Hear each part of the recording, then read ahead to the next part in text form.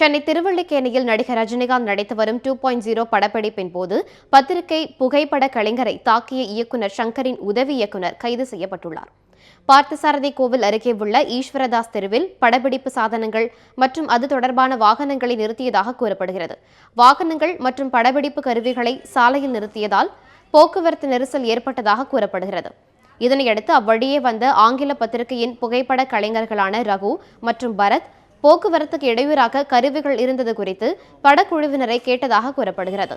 அப்போது ஏற்பட்ட வாக்குவாதத்தில் புகைப்பட கலைஞர்களை படப்பிடிப்பு குழுவினர் தாக்கியதாக கூறப்படுகிறது. இதுகுறித்து புகைப்பட கலைஞர் ரகு கொடுத்த புகாரின் பேரில் ஐசவுஸ் போலீசார் இயக்குநர் சங்கரின் உறவினரும் உதவி இயக்குநருமான ஆழ்வார்பேட்டையை சேர்ந்த பப்பு என்பவரை கைது செய்தனர். மேலும் படக்குழுவை சேர்ந்த அலெக்ஸ் மற்றும் சுந்தர்ராஜ் ஆகியோரை தேடி வருகின்றனர்.